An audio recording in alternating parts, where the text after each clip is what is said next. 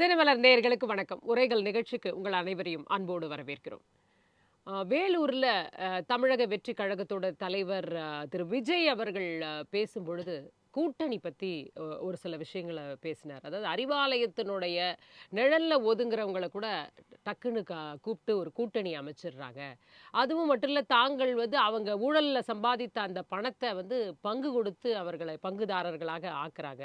அந்த கூட்டணியே ஒரு ஊழல் கூட்டணி அப்படின்ற மாதிரியான ஒரு விஷயத்த சொல்றாரு. அப்ப இதுல யார சொல்றாரு?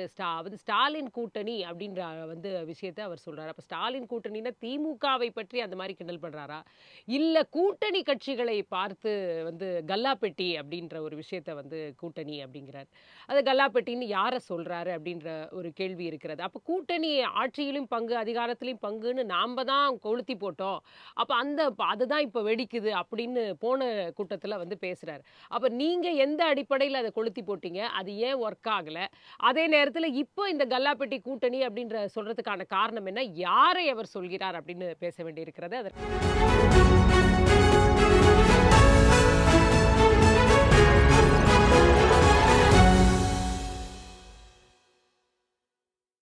நம்மோடு 2 கருத்துரையாளர்கள் இணைஞ்சிருக்காங்க. முதலாவதாக அரசியல் விமர்சகர் திரு ஆரோக்கிய சதீஷ் அவர்கள் நம்மோடு இணைஞ்சிருக்காங்க. வணக்கம் சார். மற்றும் அரசியல் விமர்சகர் திரு ஜெயக்கண்ணன் அவர்கள். ஜெயக்கண்ணன் சார், உங்ககிட்ட இருந்து ஆரம்பிக்கலான்னு. கரெக்டா சொல்லிட்டாரோ விஜய், கல்லாப்பெட்டி கூட்டணி. ஏன்னா பாத்தீங்கன்னா என்ன பேரம் நடக்குதுன்னே தெரியல. இங்க போவாங்க அங்க போவாங்கன்னு சொன்னா டக்குன்னு போய் யாரு தேமுதிக ரொம்ப ஃபாஸ்டா கூட்டிட்டு வந்தது பாக்குறோம். எந்தெந்த கட்சியெல்லாம் கிடைக்குதோ அத்தனை கட்சியும் உள்ள எடுத்துட்டு போற மாதிரி தெரியும். அவருடைய வார்த்தைகளிலே சொல்றதுன்னா சாத்தான் வேதம் ஓதுதுன்னு சொல்லுவாங்க இல்லையா, அந்த மாதிரி தான். விஜயை பொறுத்தவரை நம்பகமான மனிதரும் இல்லை, சரி, நம்பிக்கையான தலைவரும் இல்லை. உங்களோட ஒப்பீனியன்ல தொண்டர்களுக்கு உண்மையானவராகவும் இல்லை, மக்களுக்கான ஒரு நம்பிக்கையாகவும் இல்லை. அந்த அடிப்படையில் பார்க்கின்ற போது வேலூர் கூட்டத்தில் வழக்கம் போல் வாய்க்கு வந்ததை உளறி இருக்கிறார். எழுதி கொடுத்த ஸ்கிரிப்டை வாசித்திருக்கிறார். அப்படிதான், அதுதான் உண்மை. அவர் சொல்லக்கூடிய அந்த செய்தி இல்லை, அதான் சொல்கிறேன். இலவு காத்த கிளின்னு ஒன்று சொல்லுவாங்க இல்லையா, அது மாதிரி கூட்டணிக்கு யாராவது வருவாங்களான்னு எதிர்பார்த்துட்டு யாரும் வரலன்னு எல்லாரையும் கல்லாப்பெட்டி அவரே தான் சொல்றாரு. இல்ல அவரே தான் சொல்றாரு. அதாவது அரசியல் ரீதியாக அவர் சொல்லக்கூடிய குற்றச்சாட்டுகளுக்கு ஆதாரபூர்வமாக அறிவித்திருக்க வேண்டும்.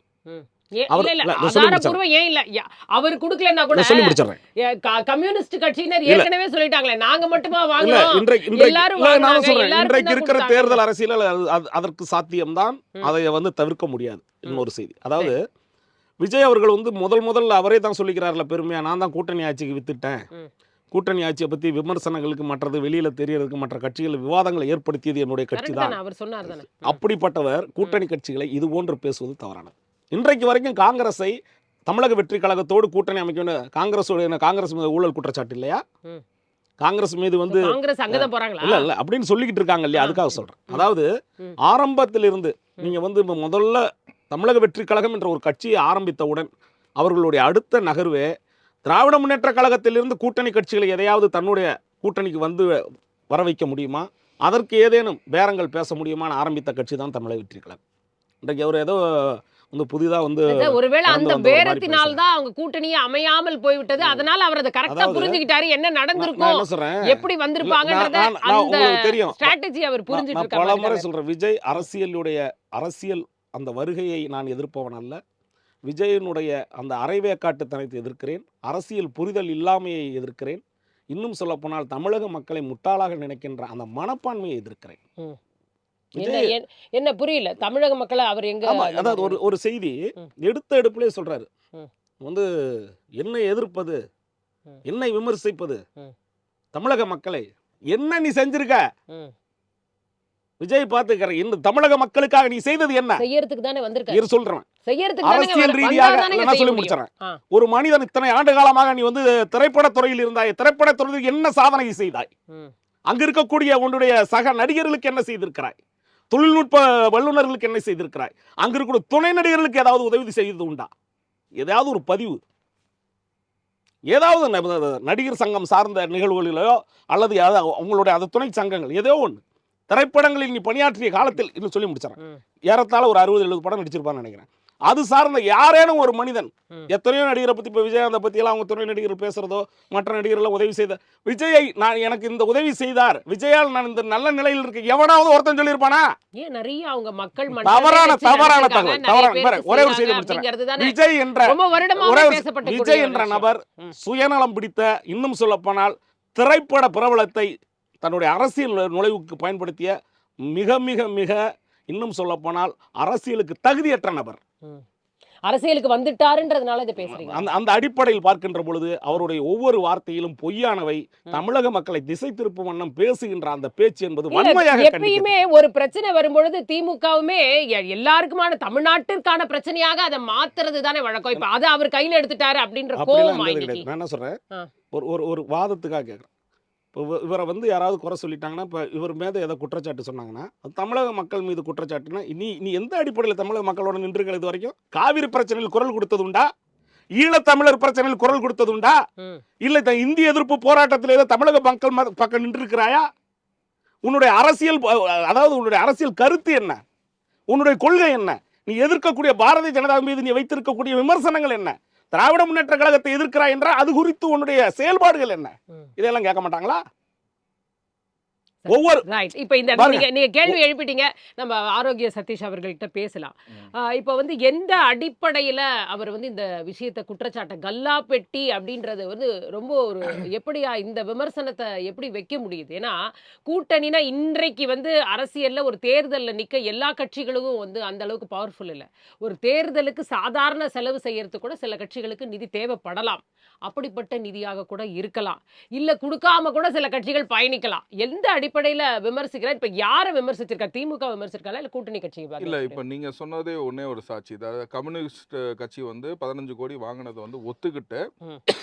அதாவது கடந்த எலெக்ஷன்ல 2021ல வாங்கின 15 கோடி ஒத்துக்கிட்டு, நாங்க மட்டுமா வாங்கினோம், இன்னொரு கம்யூனிஸ்ட் விசிக அப்படின்னு பட்டியலிட்டது வந்து கம்யூனிஸ்ட் கட்சிக்காரங்க. ம். புரிஞ்சுங்களா? ஃபார் அன் எக்ஸாம்பிள், கம்யூனிஸ்ட் வந்து திரள்நிதி திறந்தி தான் வந்து நிக்கிறாங்க, எலெக்ஷன்ல நிக்கிறாங்க, எல்லாமே பண்றாங்க. இப்ப அதெல்லாம் கூட அவங்க ஆரம்பிச்சிட்டாங்க. இல்ல அதுதான் நான் ம். சொல்றேன். ம். அதாவது நான் அவங்களுக்கு கொடுத்த 6 சீட்டுக்கு, ஏன்னா நான் வந்து எலெக்ஷன்லேயும் போட்டி விட்டுருக்கேன். ம். ஓகேங்களா? 45 லட்சத்துக்கு மேலே எங்களால் செலவு பண்ணக்கூடாது. அப்படிங்கும் போது அவங்க கொடுத்த 6 சீட்டுக்கு வந்து பார்த்தீங்கன்னா எவ்வளோ ஆச்சு? 2 கோடியே 70 லட்சம் ஆச்சு. இப்படியே இவங்க 6 சீட்டுக்காக கொடுத்தாங்க அப்படின்னா கூட, எலெக்ஷனில் அவங்க எலெக்ஷன் செலவுக்காக கொடுத்தாங்கன்னா கூட, இன்னும் திமுகவுக்கு அவங்க 6 எலெக்ஷனுக்கு நிற்கணும். இன்னும் 30 ஆண்டுகால் அடிமைன்ற சாஸ்திரத்தை எழுதி கொடுக்கணும். அதுக்கு மேலே அவங்க இது பண்ணாங்கன்னா அது வந்து மக்கள் பார்வைக்கே நான் விட்டுறேன். இதே மக்கள் பார்வைக்கே விட்டுறேன். பாக்கி வந்து 12 கோடியே 30 லட்சத்துக்கு கம்யூனிஸ்ட் கட்சி இன்னும் கணக்கு சொல்லணும். இப்போ திரள்நிதி எடுத்துகிட்டு வராங்கல்ல, ஸோ இது வந்து இட் இஸ் பிளாக் அண்ட் ஒயிட்டாக இருக்குது. இன்றைக்கி அவங்க வாங்கினதை சொல்லிட்டாங்க, எல்லோரும் இவங்களும் ஒத்துக்கிட்டாங்க. அப்படிங்கும்போது விசிகா, கம்யூனிஸ்ட்டு அவங்க சொன்னது, அவங்க லிஸ்ட்டு படி விசிகா, அதுக்கப்புறம் மதிமுக சொன்னாங்கன்னு நினைக்கிறேன். இந்த மாதிரி ஒரு 4-5 கட்சிகள் சொன்னாங்க. இன்றைக்கி நடக்கிற நிலைமையை நான் பார்த்தீங்கன்னா, இன்றைக்கி வந்து கடுமையாக சொல்கிறேன், டிஎம்டிகேயில் வந்து பார்த்திங்கன்னா கண்டிப்பாக வந்து அங்கே ஆட்சி அமைஞ்சிரும் அப்படின்னு, ஈஷா யோகத்தில் நடந்துரும் அப்படின்ற சூழ்நிலை தாண்டி இமீடியட்டாக அது மாறுச்சு அப்படின்னா, தேமுதிகவோட வாடிக்கை அப்படிதானே இருக்கு. நீங்க அவங்களோட இல்ல அவங்க ட்ராக் ரெக்கார்டே பார்க்கும்போது கடந்த முறை வந்து வெயிட் பண்ணிட்டு இருந்தாங்க திமுகல, அவங்க வந்து இந்த சைடு வந்து சைன் பண்ணாங்க. சோ அதை வச்சு நீங்க இத முடிவு பண்ணிட முடியுமா? ப்ரூஃபா நீங்க கேட்டாரு சார். ப்ரூஃபுக்கு வந்து இந்த விளக்கத்தை நான் கொடுத்தேன். பாக்கி இவ்வளவு பணம் இருக்குது, போன எலெக்ஷனுக்கு கொடுத்ததுல அப்படின்ற ப்ரூஃபே நான் வந்து சேர்த்து வைக்கிறேன். இதுதான் வந்து மக்களுக்கே ப்ரூஃப், எல்லாத்துக்குமே ப்ரூஃப். அது இதெல்லாம் வாய்மொழி வாக்குமூலம். ஓகேங்களா? மற்றபடி எல்லா கட்சிகளுமே இன்றைக்கி திமுக வந்து எல்லா கட்சிகளுமே இன்றைக்கி பார்த்தீங்கன்னா, இன்றைக்கி வந்து இங்கே அதிமுக இருக்கும்போது திமுக இருக்கும்போது எப்படின்னு பார்த்தீங்கன்னா, 2 முஸ்லீம் கட்சி இந்த சைடு வரும். ஓகேங்களா? அது இந்தியன் முஸ்லீம் காங்கிரஸ் வருவாங்க, மனிதநேய மக்கள் கட்சி இந்த சைடு வருவாங்க, அந்த சைடு எஸ்டிபிஐ போகும். ஆனால் எஸ்டிபிஐ அந்த சைடு போவதுக்கு காரணம் வந்து பார்த்தீங்கன்னா, இன்றைக்கி வந்து பிஜேபி இருக்காங்க. ஸோ அங்கே வந்து ஃபண்டிங்கும் கிடைக்காது. இப்போ தாவேகா சைடு வந்து பார்த்தீங்கன்னா நோ ஃபண்டிங். இல்ல இதுதான் இப்ப கூட்டணி பேசும்போது இதுதான் நடந்திருக்கா? தாவேகாவோட பர்சனல் எக்ஸ்பீரியன்ஸா அவர் அங்க சொல்றாரா? இல்ல இன்னைக்கு வரைக்கும் அவங்க வந்து பிளாக் அண்ட் ஒயிட்டா அவங்க வந்து எந்த கட்சியோட அவங்க கூட்டணி பேச்சு நடத்தல அப்படிங்கறத வந்து கிளியரா அவங்க சொல்றாங்க. நாங்க எந்த கட்சியோடயுமே நடத்தல அப்படின்றது. அப்ப யார் வருவாங்கன்னு சொல்றாங்க? இல்ல வருவாங்கன்னு சொல்றது மக்கள் தாங்க கூட்டணி. இன்னைக்கு வந்து பாத்தீங்கன்னா இவ்வளவு நாளா எங்க தலைமையில கூட்டணி அமையும், ஆமா, கூட்டணி கட்சிகள் வரும். ஏங்க செங்கோட்டையன் அவர்கள் சேர்ந்ததுக்கு அப்புறம் அவரு வருவாரு, இவரு வருவாரு, இன்னைக்கு அவர் வருவாரு இவர் வருவாருன்னு நம்ம சொல்லும் போது பாத்தீங்கன்னா, இன்னைக்கு ஐயா தனபால் அவரோட பையன் வந்து லோகேஷ் வந்து இன்னைக்கு கூட்டணியில வந்து ஜாயின் பண்ணிருக்காரு. இது வந்து ஒரு வலுவான ஒரு இது. என்னன்னு கேட்டீங்கன்னா, கட்சி வரல, தனி நபர்கள் தான் வர்றாங்க. நம்ம தனி நபர்கள் தான் வராங்க. இப்ப நீங்க வந்து it is equivalent to one smaller கட்சி தானே உங்களுக்கு. அப்படிங்கும் போது பாத்தீங்கன்னா நிறைய கட்சிகளும் இப்ப இவங்க எல்லாம் தான் சொன்னீங்களா நீங்க தனித்தனியா அங்கங்க இருந்து உதிரி இல்ல. இது ஆக்சுவலா வந்து பாத்தீங்கன்னா இது 1900 இப்ப அவர் நேத்து பேசுனது இது எடுத்தீங்கன்னாவே 50 ஆண்டுகளுக்கு ஒரு முறை வர எலெக்ஷன் அப்படின்னு சொன்னாரு. நீங்க இதே சூழ்நிலை வந்து பாத்தீங்கன்னா எம்ஜிஆருக்கும் நடந்துச்சு. இங்க இதே மாதிரி சூழ்நிலையை வந்து எம்ஜிஆருக்கும் ரிப்பீட் பண்ணாங்க. எம்ஜிஆர் கூட வந்து பாத்தீங்கன்னா இந்த எந்த கட்சியுமே சொல்லலாம். அன்னைக்கு 4 மணி மோட்டி. அன்னைக்கு பாத்தீங்கன்னா டிஎம்கே, ஏடிஎம்கே, காங்கிரஸ், ஜனதா அன்னைக்கு 12 சீட்டு கூட ஜெயிச்சிருக்கு. 1977 எலெக்ஷன்ல வந்து அந்த ஜெயிச்சிருக்கு. எம்ஜிஆர் கூட யார் கூட்டணி வந்தான்னு பாத்தீங்கன்னா எல்லாமே புதிய கட்சிகள் மட்டும் தான் வந்தாங்க. புரிஞ்சுங்களா? முஸ்லீம் கட்சிகள் வந்து புதிய கட்சிகள், சுயேட்சையா நின்றவங்க வந்து புதிய கட்சிகள், அங்கே கிறிஸ்துவ கட்சிகள் வந்து நாங்கள் மீனவர் அணி சேர்ந்த கட்சிகள் வந்தாங்க, ஃபார்வர்ட் பிளாக் வந்தாங்க. எல்லாமே வந்து பார்த்தீங்கன்னா புதிய கட்சிகள் தான். பழைய கட்சிகள்லாம் யார் கூட இருந்தாங்க பார்த்தீங்கன்னா காங்கிரஸும் திமுக கூட்டணியில தான் வந்து பெரும்பான்மையாக இருந்தாங்க. ஜனதாவில் வந்து பெரிய கூட்டணியே இல்லை. இதுதான் 1977 நடந்த சூழ்நிலை. ஹிஸ்டரி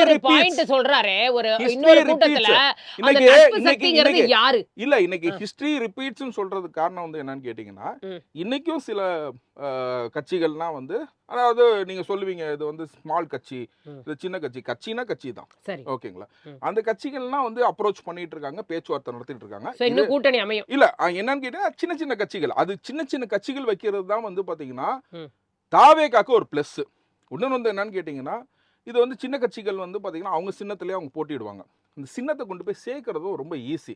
இப்போ இந்த இவ்வளோ கட்சிகளை வந்து சேர்ந்தாங்கன்னா, நாங்கள் இதில் வந்து நாங்கள் பானையை வச்சு நிற்கிறோம், இதை வச்சு நிற்கிறோம் அப்படின்னாங்கன்னா, இந்த சின்னத்தை கொண்டு போய் சேர்க்கறது ரொம்ப கஷ்டமாயிரும். அப்படிங்கும் போது இப்போ சின்ன கட்சிகள்லாம் இப்போ வந்து அதாவது 1-2 தொகுதியில் அதான் நிற்பாங்க. இப்போ சில பூனமல்லியில் மட்டும் ஒரு கட்சி இருக்குது. அந்த மாதிரி வந்து சின்ன கட்சிகள்னா இன்னும் நிறையா இருக்குது. நம்ம பேசாத கட்சிகள் நம்ம பேசணும் அப்படின்னு கேட்டிங்கன்னா கம்யூனிஸ்ட் 2, விசிக, மதிமுக, டிஎம்டிகே. முதல்ல நீங்க சொன்னது அவங்கள தானே. முதல்ல சொன்னது விஜய் அவர்கள் சொன்னது அவங்கள தானே. கட்சி 2 கொங்கு கட்சி, புரிஞ்சுங்களா? இதே 10 கட்சி, அதுக்கப்புறம் கமல், புரிஞ்சுங்களா? அப்படியே நீங்க பாத்தீங்கன்னா லிஸ்ட் போயிட்டே இருக்குது. எனக்கு தெரிஞ்சு நான் இப்ப என்றதுக்கு முன்னாடி பாத்தீங்கன்னா 13 கட்சி கிட்ட வந்துச்சு, ஓகேங்களா? இதுனா வந்து பாத்தீங்கன்னா சொல்றதுக்கே தெரியற கட்சி. இது இல்லாம பாத்தீங்கன்னா சின்ன கட்சிகள் இருக்கு. இப்ப விஜயோட யாரு அந்த கூட்டணி கட்சிகள் வந்து அப்போ கல்லாப்பெட்டி வாங்கிட்டு தான் அவங்களும் வருவாங்களா? இப்ப கமலஹாசன் இல்ல நீங்க சொல்லுங்க. அவங்கள நீங்க கூட்டணிக்கு யாரோ வர்றாங்க, ஏதோ கட்சி வருது உங்களுக்கு, அப்ப அந்த கட்சிக்கும் இதே கண்டிஷன் அப்ளை ஆகும் புரிஞ்சுக்கலாமா? இப்ப என்னன்னு கேட்டீங்கன்னா மக்களுக்கே அதை விட்டுறேன், ஓகேங்களா? கமலஹாசன் ஐயா வந்து எதுக்கு வந்து அங்க போய் சேர்ந்தாரு? டார்ச் லைட் அடிச்சுட்டு அவர் போன எலெக்ஷனுக்கு அவர் பேசாத பேச்சே கிடையாது, புரிஞ்சுங்களா? இன்னைக்கு விஜய் அதே கமலஹாசன் விஜய் அவர்களோட கூட்டணி வந்தா ஏத்துட்டு இருப்பாங்களா மாட்டாங்களா? அதாவது என்னன்னு கேட்டீங்கன்னா இதுனா வந்து பாத்தீங்கன்னா ப்ரீ டிக்டேட்டட் டேர்ம்ஸ். இங்க வந்து பாத்தீங்கன்னா 2 கூட்டணி, அவர் கல்லாப்பட்டி கூட்டணின்னு மட்டும் சொல்லுவாரு, நான் வந்து வாஷிங் மிஷின் கூட்டணின்னு சேர்த்து சொல்லுவேன். 2 சைடும் வந்து 2 கூட்டணி. இந்த சைடு வந்து கேஸ் உங்களுக்கு அப்ளை ஆகுமா இல்லையா? அதாவது தாவேகாக்கு அப்ளை ஆகும். அப்படிதானே? தாவேகாவோட காங்கிரஸ் சேர்ந்தால் வாஷிங் மிஷின் மன்னிக்கவும், அவர் வாஷிங் மிஷின்ங்கிறது அங்க வந்தோனே தூய்மை ஆயிருவாங்க. இல்ல வாஷிங் மிஷின் கூட்டணிங்கிறது என்னன்னு கேட்டீங்கன்னா ஐயா கரெக்டா சொன்னாப்ல, அங்க வந்தோனே தூய்மை எங்க வந்தாலும் தூய்மை. அதாவது என்ன இப்ப செங்கோட்டையன் அவர்கள் மேல இப்ப எதுமே இல்ல. நீங்க இருக்கிறது சொல்லுங்களேன், இருந்தா சொல்லுங்களேன். நான் சொல்றேன் பாமக மேல எவ்வளவு கேஸ் இருக்கு, சிபிஐ வழக்கு இருக்குது, இன்னைக்கு வந்து இருக்கு. இன்னைக்கு இவர் மேல வந்து வழக்கு இருக்கு, பிளஸ் வந்து எலெக்ஷன் கமிஷன்ல சிம்பிள் பறிக்கிறதுக்காக 2007 வழக்கு இருக்கு. நம்ம அன்புமணி மேல வந்து பாத்தீங்கன்னா சிபிஐல வந்து மெடிக்கல் அந்த தினகரன் அவர்களை தான் நீங்க சொல்றீங்களா, அவரை தான் கூட்டி வருவேன் செங்கோட்டையன் சொன்னாரு. ஓப்பனா சொன்னாரு, இன்னும் வந்து சேர போறாங்க, வந்துருவாங்க, அவர் வருவார், ஓபிஎஸ் வருவார். இது வந்து ஓபன் ஸ்டேட்மெண்ட் எல்லாருக்கும் கொடுக்கப்பட்டது. அந்த வழக்கெல்லாம் இருக்கிறது தாவேகாக்கு தெரியாதா? இப்போ ஒண்ணே கேட்டீங்க. இப்போ வந்து செங்கோட்டையன் வந்து இவங்களை அழைச்சிட்டு வந்தாரு, அவங்களை அழைச்சிட்டு வந்தாரு அப்படிங்கிறீங்க, ஓகேங்களா? கூட்டணிக்கு பேச்சுவார்த்தைகள் வந்து யார் வருவாங்க, யார் முடிவு செய்வாங்கன்னு. நாளைக்கு வந்து சசிகலா அவங்க கூட இன்னைக்கு வந்து கட்சி ஆரம்பிக்க போறாங்க, கட்சிக்கு பேர் சூட்ட போறாங்க, வருவாங்களா மாட்டாங்களா அப்படின்னு அதை அனலைஸ் பண்றது யாரு? இன்னைக்கு காங்கிரஸுக்கும் தாவேகாக்கும் கூட்டணி பேச்சுவார்த்தை போயிட்டு இருக்குங்கிறாங்க. ஃபைனலைஸ் பண்றது யாரு? ஃபைனலைஸ் பண்றது நான் நீங்களும் உட்காந்து ஃபைனலைஸ் பண்ண முடியாது. ஈவன் மதிப்புக்குரிய செங்கோட்டையன் ஐயா கூட வந்து பரிசீலனை பண்ண முடியாது. யார் அதுல முடிவெடுப்பா? அவங்க வந்து விஜய் அவர்கள் முடிவெடுப்பார். இல்ல இறுதி முடிவு யாரு? விஜய்க்கு அப்படின்னு சொல்லிட்டு அவங்க வந்து புரோட்டோகால் படி வந்து பாத்தீங்கன்னா இறுதி முடிவை வந்து தலைவர் மட்டுமே எடுப்பார் அப்படின்ட்டாங்க. ஸோ ப்ரோஸ் அண்ட் கான்ஸ் வந்து எல்லாருமே பார்ப்பாங்க. இப்போ ஒரு கட்சி வரும்போது பேச்சுவார்த்தை நடத்தும் போது பாத்தீங்கன்னா அமித்ஷா ஜி ஒன்று பேசும்போது சொன்னாரு, நீங்களும் பேசிட்டு இருக்கீங்கிறீங்க, அவங்களும் பேசிட்டு இருக்காங்கிறாங்க. அது பீகார் எலெக்ஷன்ல பேசும்போது எங்க கட்சின்னு இருந்துச்சுன்னா எல்லாருமே பேசி தானங்க ஆகணும். எங்க வந்து எல்லா கட்சியோடையும் பேசிதானே இருப்பாங்க. அப்ப அவர்கள் ஊழல் கட்சி, அப்ப அவங்க கல்லாப்பட்டி தெரியலையா? ஃபைனல் கால யார் எடுப்பா அப்படின்னு கேட்டீங்கன்னா, நீங்க போர்ட்ஃபோலியோ கொண்டு போகும்போது பாத்தீங்கன்னா you hunt for lot of people. அதை கொண்டு போகும்போது ஃபில்டர் பண்ணி நம்ம கட்சி சித்தாந்தத்துக்கும் நம்ம கட்சி கொள்கைக்கும் யார் வருதுங்கிறத யார் ஃபைனலைஸ் பண்ணுவா? கடைசி ஃபைனல் டாக்குமெண்ட்டை யார் சைன் பண்ண போறா? அது வந்து விஜய் அவர்கள் தான் சைன் பண்ண போறாரு. அவர் வந்து தெளிவாக ரொம்ப சொல்லியிருக்காரு. இப்போ வந்து அவருக்கு கொடுக்குற அட்வைஸ் எனக்கு வந்தபடி அட்வைஸ் என்னன்னு கேட்டிங்கன்னா, சிறிய கட்சிகள் கூட எல்லாமே விசில் சின்னத்தில் எந்த கட்சிகள் நிற்கிதோ அந்த கட்சிகளுக்குன்னா நம்ம வந்து பங்களிப்பு கொடுப்போம். இந்த சூழ்நிலை தான் நான் வந்து சொல்றேன். 1977 நினைத்து கொண்டு இதுல செயல்படுறாரா? ரியாலிட்டியே இன்னும் புரியலையா? களத்துல வந்து ஏன்னா யார் வேணா வருவாங்க எதிர்பார்த்த இடத்துல இன்னைக்கு வரல. யாருமே யாருமே வரல. நீங்க சொல்ற அந்த 13 கட்சிகள் எதுவுமே வராத ஒரு இல்ல. இந்த 13 கட்சிகள் நான் சொல்றேன், துட்ட எதிர்பார்த்து இங்க வந்து தாவே காட்ட பேசினாங்கன்னா அவர்கிட்ட கொடுக்கறது காசு கிடையாது. அதனால கண்டிப்பா கொடுக்க மாட்டாங்க. எதிர்பார்த்து வருவாங்க, எங்களுக்கு எவ்வளவுங்க நீங்க கொடுப்பீங்க, செலவுக்கு ஏதாச்சும் இல்ல கல்லாப்பேட்டி பேசணும் அப்படின்னா யாரு சொல்றீங்க? கல்லாப்பேட்டியா இல்ல கூட்டணி கட்சிகள்லாம் கல்லாப்பேட்டியா? என்ன சொல்றீங்க? கல்லாப்பேட்டி யார் வச்சிருப்பா? முதலாளி தான் வச்சிருப்பாரு. இதுக்கு யாரு முதலாளி? வாஷிங் மிஷின் யார் வச்சிருக்கா? முதலாளி தான் வச்சிருக்காரு. அதுக்கு யார் முதலாளி? நான் கிளைண்டாவே சொல்றேன், கல்லாப்பட்டி வச்சிருக்கிறது திமுக, வாஷிங் மிஷின் வச்சிருக்கிறது பிஜேபி. இந்த பிஜேபி வந்து ஃபர்ஸ்ட் என்ன பண்றாங்க, ஒரு வருஷத்துக்கு முன்னாடி எங்கேயாச்சும் கூட்டணி சேர்ந்து பாத்திருக்கீங்களா? அதிமுக கூட்டணி சேர்ந்தாங்க. ஏன்னா பிகாஸ் ஆஃப் வாஷிங் மிஷின். இன்னைக்கு பாமக எப்படி சேர்த்தாங்க? Washing machine. அமமுக எப்படி சேர்த்தாங்க? Washing machine. இங்க எப்படி எல்லாம் சேர்க்கறாங்க? இவங்க கல்லாப்பட்டி வச்சுக்கிட்டு உட்காந்துருக்காங்க. அதான் சொன்னாங்க, வெளியில கூட ஒருத்தர் நடந்து போனா இன்னும் என்னன்னு கேட்டீங்கன்னா, இன்னும் கிறிஸ்துவ கட்சி கிட்ட பேசிட்டு இருக்காங்களா? இந்த வரை கிறிஸ்தவர்கள் வந்து தனியாவே வந்து கட்சி வந்து தனியா சீட்டு கேட்டதே இல்லை. எல்லாமே டிஎம்கேவோட சேர்ந்து தான் சீட்டு கேட்பாங்க. இப்ப கிறிஸ்துவ கட்சிகள் கூட நம்ம சேர்த்துக்குவோம். 1-2-3 கிறிஸ்துவ கட்சிகளை உருவாக்கி அந்த கிறிஸ்துவ கட்சியும் வந்து டிஎம்கேல சேர்த்து அவர்களை மதித்து அவங்க வருவாங்கன்னு அவங்க போறாங்க. உங்களுக்கு யாருமே வராத ஒரு நிலையாக தாவேகாக்கு இருக்கு. நான் ஒண்ணே கேக்குறேன். அதாவது என்னன்னு அந்த விரக்தி தான் இந்த மாதிரி பேச வைக்குது. அதாவது என்னன்னு கேட்டீங்கன்னா, கிறிஸ்தவர்களை மதிச்சு அங்க கூப்பிடுறாங்கன்னு 20 உங்க கூட்டணியில மொத்தமா வந்து பாத்தீங்கன்னா, நான் இப்ப இல்ல எப்பவுமே கேட்டிருக்கேன், ப்ரொபோர்ஷனேட் ரெப்ரசன்டேஷன் சொன்னது வந்து விஜய் தான். ஓகேங்களா? 10% கிறிஸ்டியன்ஸ் இருக்காங்களா, 24 சீட்டு கொடுங்க உங்க கூட்டணிக்கு மொத்தமா. ஓகேங்களா? கூட்டணியில் இருக்க எல்லாருமே சேர்த்து. அதே மாதிரி வந்து பார்த்தீங்கன்னா முஸ்லிம்ஸ் வந்து 8% 9% இருக்காங்களா, 20-லேருந்து 22 சீட்டு கொடுங்க. இப்படிங்கிறது வந்து ப்ரொபோர்ஷனேட் ரெப்ரசன்டேஷன் வந்து அவர் விக்ரவாண்டி மாநாட்டில் வந்து வைக்கிறாரு. ஆனா இன்ன வரைக்கும் கிறிஸ்தவர்கள் வந்து பாதுகாவலர்னு சொல்லிட்டு இருக்க திமுக அரசு இன்ன வரைக்கும் எத்தனை சீட்டு கொடுத்திருக்காங்க கிறிஸ்தவர்களுக்கு? இன்ன வரைக்கும் வந்து பாத்தீங்கன்னா எம்எல்ஏ பெண்களுக்கு நீங்க எவ்வளவு முக்கிய போஸ்ட் கொடுத்திருக்கீங்க தாவேகால? ஒரே ஒரு லேடி தான் நான் பாக்குறேன். எல்லா நிறைய மேடைகள்ல பாக்குறேன். எத்தனை பெண்களுக்கு கொடுத்திருக்காங்க? பழங்குடியினருக்கு கொடுத்திருக்காங்க. எல்லாமே இருக்கு. அப்படி கேட்க போனா எல்லாரும் நீங்க கேட்கும்போது என்னன்னு கேட்டீங்கன்னா, கட்சி அமைப்பு இப்ப நீங்க வந்து பாத்தீங்கன்னா, நீங்க ஒரு கட்சி அமைப்புல நீங்க போயிட்டு விடுதலை சிறுத்தைல பாமகல வந்து எத்தனை பேருக்கு கொடுத்துருக்கீங்க? ஓகேங்களா? உங்க இதுல நான் சொல்றேன், உங்க இதுல சொல்றேன், திமுகல எப்படி கொடுத்துருக்கீங்களா? இந்த மாதிரி கேள்விகள் செய்யல. நீங்க வந்து செய்யறேன்னு சொல்றீங்க. பெண்களுக்கு அவங்கள பார்த்து கை காமிக்கிறோம் நம்ம. நீங்க அவங்களுக்கு செய்யல, இவங்களுக்கு செய்யல, நம்ம முதல்ல என்ன செஞ்சோம் அப்படிங்கிறது இல்ல. இங்க வந்து என்னன்னு கேட்டீங்கன்னா, யாருன்னா வேலை செய்யறாங்க, இறங்குறாங்க. there is practical difficulty in politics also. இன்னைக்கு வந்து எல்லாருக்கும் தான சார் அது. இன்னைக்கு வந்து practical difficulty in politics. இன்னைக்கு வரவங்களுக்கு எப்படி வேலை செய்யறாங்க, களத்துல இறங்கி வேலை செய்யணும். இன்னைக்கு வந்து பெண்கள் வந்து சேகர் பாபுவால தாக்கப்பட்ட பெண்கள் வந்து அதுல 2 பெண்கள், அதுல கர்ப்பிணி பெண்கள் இருக்காங்க. புரிஞ்சுங்களா? கர்ப்பிணி பெண்கள் வந்து சோ இறங்கி எல்லாருமே வேலை செஞ்சுட்டு இருக்காங்க. இங்க பதவி பட்டத்தோட வந்து பாத்தீங்கன்னா எல்லாருமே தன்னை விஜய்னு நினைச்சு வேலை செய்யறாங்க. இன்னைக்கு அதே தான் வந்து அவரோட பிரின்சிபல் கான்செப்டா இருக்குது ஒழிய எல்லாருமே இன்னைக்கு ஒண்ணே சொல்றேன், இன்னைக்கு இந்த விர்ச்சுவல் வாரியர்ஸ்னு சொல்லி இன்னைக்கு இது பண்றாங்க. யாருக்குமே பதவி பட்டமே கிடையாது. எல்லாம் சாஃப்ட்வேர் இன்ஜினியர்ஸ். எல்லாம் யூத் இஸ் கமிங் பேக். 1967 1977 வரைக்கும் தான் யூத்தோட பாப்புலேஷன் வந்து ஜாஸ்தியாக பாலிடிக்ஸில் இருந்துச்சு. அதுக்கப்புறம் பார்த்தீங்கன்னா எல்லாத்தையும் என்ட்ரன்ஸ் படிக்க வச்சு ஒரு மாதிரி டிஃப்ரெண்ட்டாக ஆக்கிட்டாங்க. இன்னைக்கு வந்து பார்த்தீங்கன்னா youth is back to the politics and youth will control this politics. இந்த அப்கமிங் இயரில் பார்த்தீங்கன்னா 1,13,00,000 ஓட்டு இருக்குது.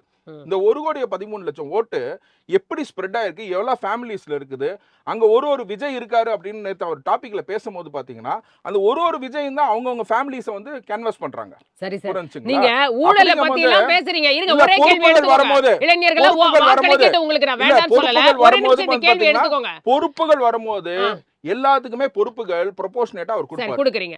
ஒரு இடத்துல வந்து ஜெயிக்க Right. முடியாது அப்படிங்கிறவங்களுக்கு நியமிக்கும் பொறுப்புகளாச்சும் கொடுப்பாங்க. கண்டிப்பாக கொடுக்க சரி. முடியும். இப்ப நம்ம பார்க்கலாம், அதை பத்தியும் நம்மளுக்கு கண்டிப்பா வேட்பாளர்கள்லாம் வந்து வரட்டும், நம்ம பேசுவோம் அதை பத்தி.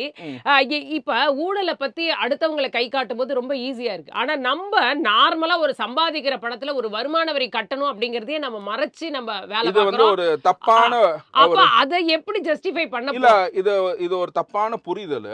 நீங்க ஃபர்ஸ்ட் அதை ஒண்ணு எக்ஸாமின் பண்ணிக்கணும். என்னன்னு கேட்டீங்கன்னா, இப்ப நீங்க சொல்றது அவரோட 1.5 கோடி ரூபாய் பெனால்ட்டி அவர் சார்ஜ் பண்ணது.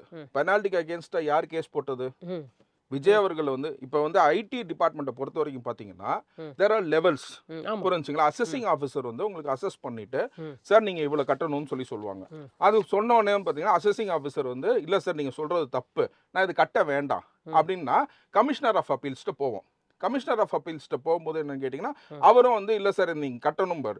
ஆனால் இங்கே அவங்க கொஸ்டின் பண்ணது என்னன்னு கேட்டிங்கன்னா அசஸிங் ஆஃபீஸர் வந்து அவருக்கு வந்து பெனால்ட்டி ஒன்று போடுறாரு. 1.5 கோடி ரூபாய்க்கான பெனால்ட்டி போடுறாரு. அது வந்து காலம் தாமதிச்சு போடுறாங்க. புரிஞ்சுங்களா? ஏன்னா ஒரு வருஷத்துக்கு இப்போ எனக்கு வந்து பார்த்தீங்கன்னா நான் லாஸ்ட் இதில் ஒரு டிவி சேனலில் கூட சொன்னேன், எனக்கு 300 ரூபாய் எக்ஸஸாக நான் வந்து டேக்ஸ் கட்டணும்னு வந்துருச்சு. உடனே வந்துருச்சு.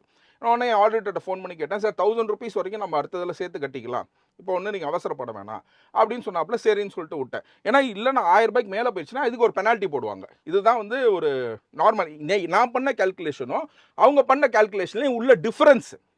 புரிஞ்சுங்களா? இதுதான் இந்த 300 ரூபா. நான் இந்த 300 ரூபாய்க்காக நம்ம எதுக்கு திரும்ப ரீகால்குலேட் பண்ணோம்னா நான் ஆடிட்டர் ஃபீஸ் ஜாஸ்தியாக கொடுக்கணும். அதுக்காக அந்த 300 ரூபா கட்டிடலான்னு முடிவு பண்ணிட்டேன். அந்த விதத்தில் வந்து பார்த்தீங்கன்னா அவங்க கால்குலேட் பண்ணும்போது நாங்கள் எங்கள் கால்குலேஷன் படி இது வரல அப்படின்றதுனால தான் அவங்க கமிஷனர் ஆஃப் அப்பீல்ஸ் போகிறாங்க.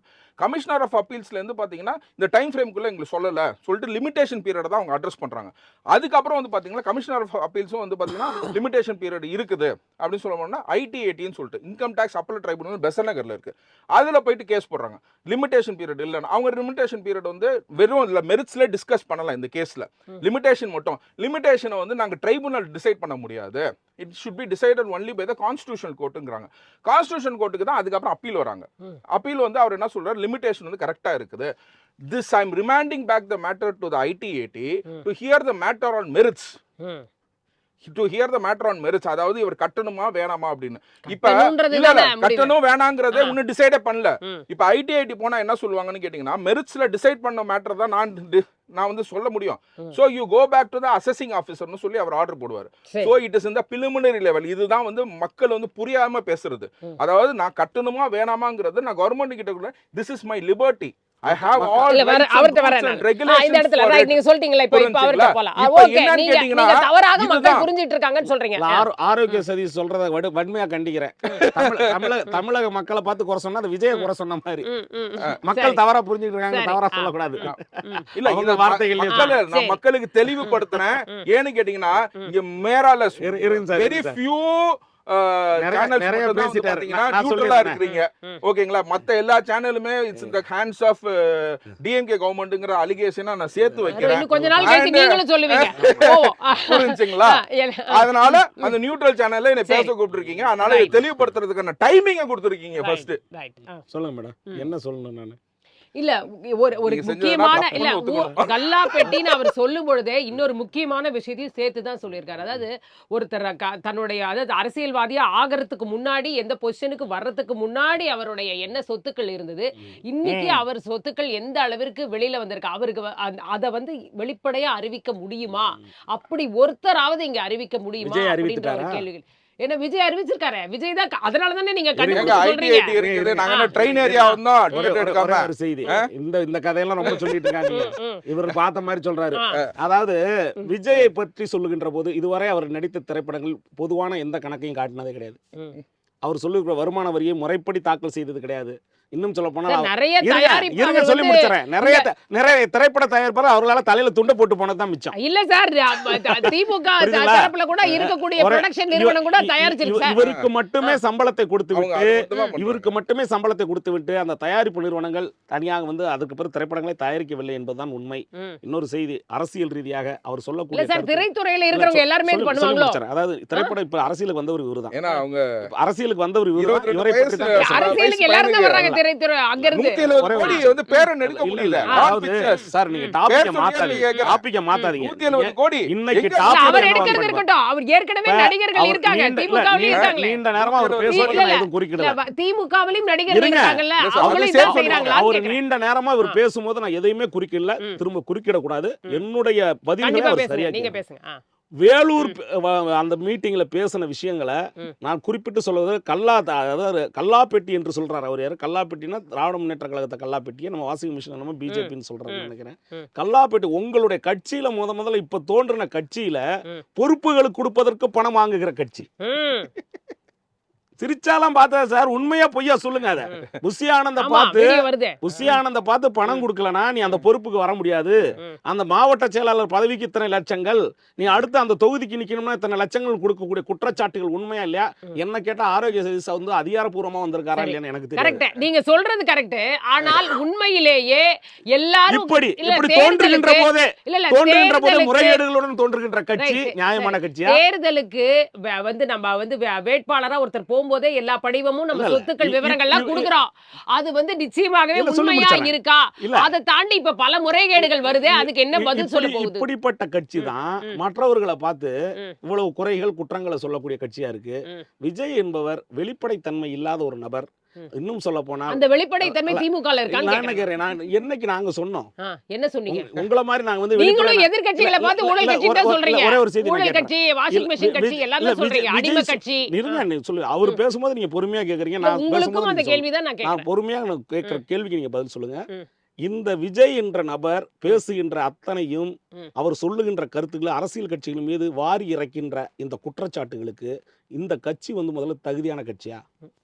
அப்ப எந்த கட்சி தகுதியான இல்ல, கட்சி? நீங்க கூட்டணின்னு இல்ல வரும்போது இல்ல, என்ன சொல்லி நிஜமா தான் நான் முடிச்சேன். கேக்குறேன். நீ இல்ல, எதிர்க்கட்சியாக இல்ல, இருக்கும்போது நீங்க வந்த திமுக இல்ல, நீங்க வந்த உடனே குற்றம் இதே என்ன சொல்லி குற்றம் தானே முடிச்சேன். சாட்டுச்சு. நீங்க வந்த உடனே 234 தொகுதியில் நாங்க தனியா நிப்போம் அப்படின்னு சொல்லி கூட்டணிக்கு நாங்க எதிர்பார்க்கலன்னு சொல்லிட்டு நீங்க பேசியிருந்தா பரவாயில்ல. நேற்று வரை நீங்க ஒவ்வொரு கட்சிக்கும் தூது விட்டு கொண்டிருக்கிற நபர்கள். இன்னும் சொல்ல போனா சசிகலா வந்தாவும் வருவாங்க, தினகரன் டிடிவி தினகரன் வந்தாலும் வருவாருன்னு சொல்லக்கூடிய கட்சி. சொன்ன லஞ்ச ஊழல்ல விரே வழக்குகள்லாம் அவங்க மேல இருக்கிறதெல்லாம் சொல்றாரு.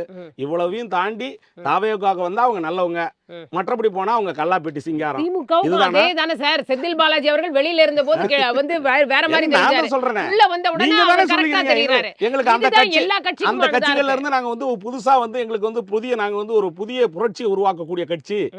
தமிழக வெற்றி கழகம் வந்து ஏதோ புதுசாவே நாங்க வந்துட்டோம், நாங்க நியாயமானவர்கள், நாங்க வந்து எல்லாருக்கிட்டையுமே வந்து நன்மையை செய்யக்கூடிய மக்களுக்காக வந்திருக்கோம், எங்களை குறை சொன்னா தமிழக மக்களை குறை சொன்ன மாதிரி இப்படி சொல்றது யாரு? நீங்க தானே. திமுகவும் அதே தானே பிம்பத்தை ஒரே ஒரு செய்தி புரிஞ்சுங்க. அரசியல் கட்சிகள் என்று ஒன்று நீங்க வந்து கொள்கைகளை பேச வேண்டும், கோட்பாடுகளை பேச வேண்டும், அரசியல் ரீதியாக ஆதாரங்களுடன் மற்றவர்கள் மீது குற்றச்சாட்டுகளை வைக்க வேண்டும். இந்த அதாவது பொதுவாக பொத்தாம்புதுவா வந்து மேடையில் ஏறுங்கன்னு என்னை பத்தி இப்படி குறை சொல்றாங்க, இப்படி புலம்புகிற கட்சி அல்ல. இல்ல சார், வெளியில இருக்கும் பொழுது என்ன சொல்றாங்க, இப்ப அதிமுக முன்னாள் அமைச்சர்கள் மீது வழக்கு தொடுக்க முடியலன்னா அதுக்கு ஆளுநர் காரணம். ஆனா இந்த சைடு யாராவது என்ன பாப்பா 3 தடவை கொடுத்து லெட்டரை கொடுத்து ஒரு எஃப்ஐஆர் போடுங்கப்பான்னு சொல்றதுக்கே நீதிமன்றத்துக்கு போக வேண்டியதா இருக்கு. அந்த எஃப்ஐஆர் போட்ட உடனே ஈடி வரும்னு தெரிஞ்சுக்கிட்டு உடனே ஈடியா தப்புதான் பண்ணும், எங்களை நோக்கி வருது, பழி வாங்குது. என்ன சார் பழி வாங்குது? மாநில கட்சி நீதிமன்றத்துல போனீங்கன்னா தெரிஞ்சிருக்கும். மாநில கட்சியாக ஆளுங்கட்சியாக இருக்கும்போது மத்தியில் நடக்கின்ற தவறுகளை சுட்டி காட்டுகின்றோம், அது குறித்து நியாயமாக நீதிமன்றத்தில் வழக்கு போடுகிறோம், சந்திக்கிறோம், அது வேற. நான் என்ன சொல்றேன், உங்க கட்சின்னு வந்ததுக்கு பிறகு இப்போது நீங்க சொல்லக்கூடிய குற்றச்சாட்டுகளுக்கு எல்லா கட்சிகளையும் நீங்கள் குறை சொல்லிவிட்டு நாளை எந்த கட்சியோடு நீங்கள் கூட்டணி வைப்பீர்கள்? அரசியல்ல வந்து பாருங்க, இன்னும் நல்லா தெரிஞ்சுங்க, நிரந்தர வாடிக்கைதானே. அப்படி ஒரு எப்பெல்லாம் நம்ம கூட யார் கூட்டணி சேரலையோ அவங்களை விமர்சிக்கிறதும் அவர்கள் மீது குற்றச்சாட்டுகள் சொல்றதும் வாடிக்கையாதானே நடந்துட்டு இருக்கு. அப்படிப்பட்ட விமர்சனங்களை விஜய் வைக்கின்ற போது என்ன சொல்லி இருக்கணும்? எங்களோட கூட்டணி தொடர்பாக பேச்சுவார்த்தை நடத்திய கட்சிகள் இதுவரை வரவில்லை. ம். காத்திருந்து காத்திருந்து காலங்கள் போனது. சரி, அந்த மாதிரி எல்லாம் எந்த கட்சியாவது வெளிப்படையா இல்ல, சொல்லியிருக்கா நான் இது சொல்றேன். வரைக்கும்? இல்ல இவ்வளவு ஆண்டு கால இல்ல, அரசியல்ல இல்ல, திமுக சொல்லி என்னைக்காவது முடிச்சேன். நாங்க பேசணும்ப்பா, இல்ல, எங்களுக்கு வரல நான் அப்படின்னு சொல்றேன் இருங்க. சொல்லியிருக்கோமா? இல்லன்னா ஏன் கலைஞர்லாம் நேரடியாவே சொல்லுவாரு, கூட்டணிக்கு வரல. பால்ல விழுக போகுதுன்னு சொன்னாரு. நாங்க ஒண்ணும் ஆ. மறுக்கிறதுக்கு ஒண்ணும் இல்ல. அதுதான் அவங்க இன்னைக்கு தேன் இவங்க கலந்த பால்ல சொல்றாங்களே, விழுந்திருக்குன்னு சொன்னாங்க. இந்த நடிகர் விஜய் சொல்லக்கூடிய நடிகர் விஜய் சொல்லக்கூடிய இந்த கருத்துக்களை எந்த பொதுவெளியிலாவது பேசுகின்ற பொழுது அந்த கட்சியோடு நாங்கள் கூட்டணி பேசினோம் நேரடியாக சொல்ல. ம். ஆனால் கூட்டணி தொடர்பாக முதலில் நீங்களே தான் என்ன சொன்னீங்க, கூட்டணி ஆட்சிக்கு எங்கள்கிட்ட வந்து அதிகாரத்தில் பங்கு அது என்ற அவர்களுடைய கொள்கையாக அவங்க சொல்றாங்க. அவங்களுக்கு அதோட அடிப்படை அது என்ன? ஆரம்பத்திலேயே அந்த இருங்க. பகிர்வு, அதிகார பகிர்வு, இன்னொரு வார்த்தையை ஆட்சியில சொல்றாரு, பங்கு கொடுக்கணும்னு சிறிய அவர் கட்சிகள் வந்து நினைக்கிறாரு. விசில் சின்னத்துல நிப்போன்னு. முதல்ல விசில் சின்னம் உங்களுக்கு இப்பதான் முதல்ல பரிசோதனை முயற்சியா கொடுக்குறாங்க. ம், ம். உங்க கட்சிக்கு அது அதிகாரப்பூர்வ சின்னம் அல்ல. Correct. ஆ. முதல் தேர்தலில் இப்போதான் உங்களுக்கு பரீட்சார்த்த Correct, முயற்சியாக correct. கொடுக்கிறாரு. ஆ. அதை நீங்க வந்து உங்க கட்சி சார்ந்த நபரா தான் அவரை கருதப்படுவாங்க. மற்ற கட்சிகள்ல இருந்து வர்றவங்க அவருக்கு அரசியல் ரீதியா சொல்லிடுறேன், சின்னங்களை வந்து அப்படி ஒதுக்கிற மாட்டாங்க. ம், ம். உங்கள் கட்சியில் சேர்ந்த நபராக இருந்தால் உங்கள் கட்சியிலிருந்து பொதுச் செயலாளர் கொடுக்கக்கூடிய ஒப்புதல் படிவத்தின் கீழ் கொடுக்கப்படுவதுதான் விசில் சின்னம். ம். யாருக்கு வேணா கொடுத்துட முடியாது. விசில் சின்னங்கிறத நீங்க பொது சின்னமா வாங்கியிருக்கீங்க, சரி. அது அங்கீகரிக்கப்பட்டது. இன்னும் சொல்ல போனால் தமிழக வெற்றி கழகம் என்பது இது பதிவு ரொம்ப பெற்ற கட்சி. பயமா இருக்கா? திமுக அவசியமே இல்ல. தாவேக்கான ஒரு பிளேயர் பார்த்து ரொம்ப தேவையா, அதாவது நான் என்ன சொல்றேன், ரொம்ப பயமா இருக்கு. இது மாதிரி நீங்க சொல்றதுதான் தமிழக மக்கள் மீது உங்களுக்கு இருக்கின்ற அந்த தவறான கணிப்பை காட்டுகிறது. இல்ல அவர் சொல்ற மாதிரி இன்னைக்கு பின்ன வீட்டுல இருக்கக்கூடிய குழந்தைகள் சொல்றத நிறைய இடங்கள்ல நம்ம பார்க்கிறோம். நிறைய சொல்றாங்க, அப்பா அம்மா இப்படி போடுங்கன்னு குழந்தைங்க சொல்றத நம்ம பார்க்கிறோம். அப்ப அந்த அடிப்படையில அவங்க பாக்குற அடிப்படையில அவர் அந்த பாயிண்ட் எந்த குடும்பத்துல குழந்தைகள் சொல்லி பெற்றோர்கள் கேட்டிருக்காங்க? அது வேற. கேட்பாங்களா கேட்க மாட்டாங்களா இன்னி வரைக்கும் நீங்க டிசைட் பண்ண முடியாது. நீங்க நீங்க சொல்றீங்க டிசைட் பண்ண முடியாது. நீங்க டிசைட் பண்ண முடியாது. உங்க வீட்லயே கூட குழந்தைகள் சொல்லி நீங்க கேட்டுருவீங்களா? இல்ல சொல்ல முடியாது. சரி, இல்ல எங்க இப்ப நீங்க அதை கணிக்க முடியாது சார். ரிசல்ட் வரும்போது தான் கிராமத்துல ஒரு கணிக்க முடியும். பழமொழி சொல்லுவாங்க, சின்ன பிள்ளைங்க வெள்ளாண்மை வீடு வந்து சேராது. அதுதான் நடக்கும். இன்னும் சொல்ல போனால் விஜய் என்பவர் முதிர்ச்சியற்ற ஒரு மனிதர். இன்னும் சொல்ல போனால் நடிகராக அவரை பார்த்து ரசித்திருக்கிறோம். தலைவராக மிக மிக கேவலமான ஒரு தரக்குறைவான மனிதர் என்பதை பல இடங்களில் அவர் சுட்டி காட்டியிருக்கிறார். இன்னும் சொல்ல போனால் கரூர் சம்பவம் ஒன்றே போதும், இது போன்ற மனிதர்களிடம் இந்த நாம் குற்றச்சாட்டை தான் எச்சரிக்கையாக ஏன் என் மேல சுமத்துறீங்கன்னு ஆமா, கேக்குறாங்க. இது போன்ற மனிதரிடம் நாம் ரொம்ப எச்சரிக்கையா இல்ல, இருக்கணும். அததான் கேக்குறேன். அதாவது நான் சொல்ல நீங்க காட்ட நினைக்கிறது வந்து இப்படி ஒரு பிம்பத்தை உருவாக்கிட்டாக்கா உண்மையான அதுதானே. ஈஸியா இருக்கும் உண்மை எலெக்ஷன் அதுதானே. அப்படின்ற ஒரு நம்பிக்கை. விஜய் என்கிற நபர்கிட்ட இதுதானே எதிர்பார்க்க முடியும். இப்ப ஒரு சொன்னாரே 41 பேர்த்துல ஒருத்தர் கூட கம்ப்ளைண்ட் கொடுக்கல. சுமந்தது ஒரு அதுக்காக வீட்ல சரியா கூட கம்ப்ளைண்ட் correct கொடுக்கல. தான். சேர்த்து பேசுங்க. அதுக்காக சரியா சரின்னு இருக்கும். சொல்லல யாருமே. அது நடந்திருக்கவே கூடாதுன்னு தான் சொல்றோம். நீதி- அதற்காக ஒரு இல்ல, இல்ல, பக்கம் மட்டும் இந்த ஒரு குற்றத்தை சுமத்திட முடியுமான்னு ஒருத்தர் கேக்குறேன். இல்ல, ஒரே ஒரு அதாவது நான் இரு, ஒரு குறிக்கிறது சொல்லி அதாவது ஒரு சார், வீட்ல சொல்லி சாமி முடிச்சறேன் இருந்துச்சுன்னா, சொல்லி முடிச்சறேன் சாமியை கூட திட்டுவாங்க. என் வீட்ல நீ என்ன அதுக்காக அது சாமியை நியாயமே கிடையாது. சாமியை கூட திட்டுவோம். ஆனா இங்க 41 ஆமா, வீட்ல தியாகம் இருக்கிறவங்க பண்ணிட்டு போட்டாங்கல்ல. ஒருத்தர் கூட வந்து விஜய் குற்றம் சொல்லல. சரி, right, right. இது ஒண்ணே வந்து it's a ah, proof. okay, okay, ஏன்னா அது அவங்க வேண்டாம். இருந்திருக்காங்க, கரூர் வாழ்ந்திருக்காங்க, விஷயம் எல்லாம் வேண்டாம். இந்த மாதிரியான கரூர் விஷயம் வேண்டாம். இங்க பாருங்க. இங்க பாருங்க, அது வழக்குல இருக்கு. அத பத்தி நம்ம பேச வேண்டாம். அது வழக்குல இருக்கு. அத வந்து நம்ம பேச வேண்டாம். இப்போ நம்ம அவர் பேசுனதுல அவர் சொன்ன விஷயம் கரெக்டா தப்பா? அவர் கல்லாப்பெட்டி வாங்கிட்டு கல்லாப்பெட்டி பகிர்ந்து கொடுத்திருக்காங்க ஊழல்ல சம்பாதிச்சு. உங்களோட கூட்டணி பேசுனவங்க எல்லாம் கல்லாப்பெட்டி எதிர்பார்த்து உங்கள்ட்ட பேசுனாங்களா? உங்க கூட பேசுற காங்கிரஸ் கட்சி எல்லாம் நீங்க நேஷனலைஸ் நாங்க பேசிட்டு இருக்கோம்னு சொல்றீங்களே, செங்கோட்டையன் கல்லாப்பெட்டி வாங்கிட்டு வந்து உங்கள்ட்ட சேர்ந்தாரா? வரக்கூடிய தனபாலோட பையன் கல்லாப்பெட்டி வாங்கிட்டு வந்து உங்கள்ட்ட சேர்ந்தாரா? 15 கோடி நாங்க கொடுக்கல சார். இல்ல, நீங்க சொல்றீங்களே, இருங்க சார், 15 கோடி சார் நீங்க சும்மா குறிக்கிறாங்க சார். நீதிமன்ற வழக்கு சம்பந்தமா சொல்ற எல்லா கருப்பு பணமும் வாங்கக்கூடிய குற்றச்சாட்டு உங்க மேல இருக்குது. Right. நீங்க வந்து அந்த கார் சம்பந்தமான வழக்கை நீங்க ஏன் முடிக்கலன்னு கேட்க மாட்டோமா? சரி சரி, இப்ப அவர் கேள்வியிலும் நியாயம் இருக்குல்ல. அப்ப இதெல்லாம் எந்த அடிப்படையில் இந்த மாதிரியான ஒரு விஷயம் குற்றச்சாட்டுகளை சுமத்துறதுன்னு முதல்ல அந்த பொறுப்புகளுக்கு பணம் வாங்குறது உண்மையா இல்ல கேளுங்க. அவருக்கு அதுக்கு பதில் சொல்ல சொல்லுங்க. ஆமா, புசி ஆனந்த் அவர்கள் வாங்குறாங்க அப்படின்னு ஒரு நிறைய வீடியோலயே வெளில வந்த விஷயங்கள்லாம் நம்ம பார்த்தோம். இங்க ஒண்ணே ஒண்ணு, அதாவது என்னன்னு கேட்டீங்கன்னா, இன்னைக்கு இங்க அரசியல் விமர்சகர்களா இருக்கிறவங்க கூட இன்னைக்கு வந்து விஜய் கட்சியை விட்டு வெளியில போனோன்னே விஜய் ஆப்போசிட்டா பேசுறாங்க.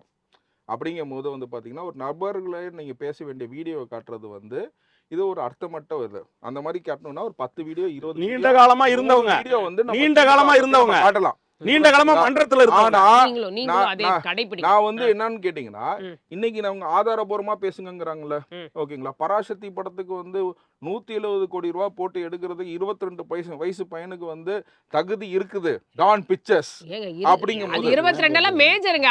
அவரோட பிசினஸ் பண்றாரு. அது நம்ம அதுக்குள்ள நம்ம தானே இருக்காரு. அதுக்குள்ள அவரோட வேலையை அவர் செய்யறாரு. இல்ல அதுதான் நான் சொல்றேன். அவங்க ப்ரூஃப்னு ஒன்னு கேட்டாங்க. அதை நான் மக்கள்கிட்டே விட்டுறேன். 170 கோடி ரூபாய் வந்து அதாவது நீங்க வந்து உங்க சம்பளத்தை அப்படியே நீங்க சேமிச்சு வச்சிருக்கீங்க.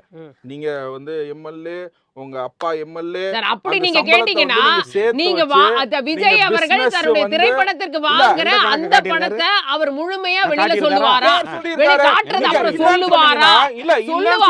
இல்ல அதாவது என்னன்னு கேட்டீங்கன்னா உங்க சம்பளத்தை நீங்க சேமிச்சு வச்சிருந்தா கூட இன்னைக்கு 170 கோடி ரூபாய் இருக்குமா இல்லையான்றதை நான் மக்கள்கிட்ட விட்டுறேன். எல்லாமே மக்கள்கிட்ட விட்டுருங்க. ஓகேங்களா? மக்கள்கிட்ட ஏன்னு கேட்டீங்கன்னா இவர் வச்சிருக்க கருப்பு பணத்துல தான் ஒரு அரசியல் கட்சி தொடங்கிட்டாரு. நான் சொல்றேன் சேர்த்து வச்ச பணம், அதாவது ஒண்ணுமே செலவு பண்ணல, சேர்த்து வச்ச பணம், அவங்க தாத்தா சேர்த்து வச்ச மு.க. ஸ்டாலின் அவர்கள் சேர்த்து வச்ச பணம், அவங்க அப்பா உதயநிதி எம்எல்ஏவா இருந்து சேர்த்து வச்ச பணம், அவங்க பிசினஸ் பண்ணி சேர்த்து வச்ச இதெல்லாம் நீங்க நம்ம சொல்றமே தவிர இத நம்ம எங்கயுமே ஆதாரமோ வழக்காவோ இல்ல சார். இல்ல அதாவது என்ன எப்ப வழக்கா மாறும், எப்ப இது வழக்கா மாறும், எப்ப இது வழக்கா மாறும்? ஆளுங்கட்சியா இருக்கும்போது எப்படி வழக்கா மாறும்? இப்பதான் அவங்க ஃபுல் கம்ப்ளீட் டைட் வச்சிருக்காங்களே. ஓகேங்களா? இது முடிஞ்ச உடனே வரும், கம்ப்ளீட்டா இது எல்லாமே வெளியில வரும். நான் வந்து மக்கள் பார்வைக்கு நான் வைக்கிறது என்னன்னு கேட்டீங்கன்னா 170 கோடி ரூபாய் நெக்ஸ்ட் இப்ப ஆர்கே கேஎஸ் தான், ரஜினிகாந்த் அண்ட் கேஎஸ். அதுக்கு பட்ஜெட்டே வந்து பாத்தீங்கன்னா அதோட பட்ஜெட் வந்து பாத்தீங்கன்னா 500-600 கோடி ரூபாய்ங்கறாங்க. 22 வயசு பையன், ஓகேங்களா? 500, ஏன்னா 25 ஆயிடுச்சுன்னா அவரே ஒரு எம்எல்ஏ ஆக்கிடலாம், அது வேற பிரச்சனை வச்சுக்காங்க. எல்லாருமே ஒத்துக்குவாங்க. உங்களுக்கு என்ன அவங்க கட்சியில ஒத்துக்கறாங்க. அவங்க இல்ல அதாவது என்னன்னு கேட்டீங்கன்னா ஓட்டு போட்டா தானே எம்எல்ஏ ஆக முடியும். இப்ப சார் சொன்ன மாதிரி தான், ஓகேங்களா? எல்லாம் வந்து நாங்க வந்து முதிர்ச்சி பெற்றவர்கள் அப்படின்னா, ஏன்னா அவங்க இளைஞரணி தலைவரே 50 வயசு தானே. ஓகேங்களா? அவங்க இளைஞரணி மாநாடுன்னு ஒண்ணு நடத்துனாங்க, அதுல இளைஞர்களே இல்ல. ஓகேங்களா? அவங்க இளைஞரணி செயலாளருக்கே 50 வயசு. ஓகேங்களா? இதுதான் அவங்களோட சூழ்நிலை. அதனாலதான் வந்து கேக்குறாங்க, சொல்றத வந்து பையன் கேப்பானா மாட்டானா? அவர் பழமொழிகள், கிராமத்து பழமொழிகள்லாம் பேசுறாங்க. இன்னைக்கு பசங்க எப்படி இருக்கிறாங்க? ஸோ 50 வயசு கீழே இருக்கிறவங்கன்னா அவங்களுக்கு ஓட்டு போட மாட்டாங்க அப்படின்ற நிலைமைக்கு வந்து அவங்க கண்டிப்பா வந்துட்டாங்க. ஸோ அதனால அவங்க தன்கிட்ட இருப்புல இருக்கிறது கல்லாப்பட்டி மட்டுமே. அதை வச்சு யாருன்னா ஒரு 4 பேர்த்த கூப்பிட்டுக்கலாம், 4 பேர்த்த கூப்பிட்டுக்கலாம், வந்து பண்ணிக்கலாம் அப்படின்றது தான். போன வருஷம் வந்து பார்த்தீங்கன்னா 15 கோடி கொடுக்கப்பட்டது, புரிஞ்சுங்களா? அதுக்கான ப்ரூஃப் வெளியிலே வந்துருச்சு. இந்த வருஷம் எவ்வளோ கொடுக்குறாங்கன்னு தெரியல. ஏன்னா லிஸ்ட்டில் வந்து பார்த்தீங்கன்னா 13-14 கட்சி வந்தனால வந்து பார்த்தீங்கன்னா அவங்களுக்கு கொடுக்கறதுக்கான வருமானம் தேர்தல் அரசியலுக்கு உள்ள போய் வந்தது. நம்ம தேர்தல் அரசியல் வெளியிலே கொடுத்துட்டு வாங்குறாங்க. ஓகேங்களா? அதாவது தன்னை வந்து இணைச்சிக்கிறதுக்கே வந்து பார்த்தீங்கன்னா 15 கோடி தூக்கி கொடுக்குறாங்க அப்படின்னா, ஓகேங்களா? இந்த 5 வருஷத்துல இன்ஃப்ளேஷன் ரேட்னா போயிருக்கும். இந்த வருஷம் அவங்க எவ்வளவு கொடுப்பாங்கிறது தான் இந்த கல்லாப்பட்டி அரசியல்.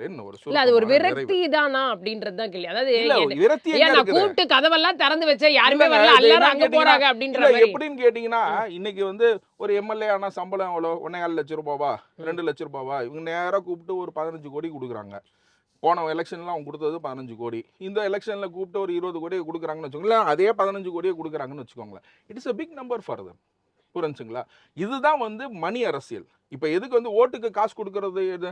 ஓட்டுக்கு யார் காசு கொடுக்குறா? உங்களுக்கு தெரியும் எந்தெந்த கட்சினா ஓட்டுக்கு காசு கொடுத்துச்சு. இவங்க திருமங்கலம் ஃபார்முலான்னு சொல்லி ஒரு ஃபார்முலாவே கொண்டு வந்தாங்க. ஓகேங்களா? ஓட்டுக்கு எப்படி காசு கொடுத்து எப்படி ஜெயிக்கிறது அப்படின்னு சொல்லிட்டு. இன்னைக்கு அதுனா வந்து செல்லுபடி ஆகுமா, செல்லுபடி ஆகாதா?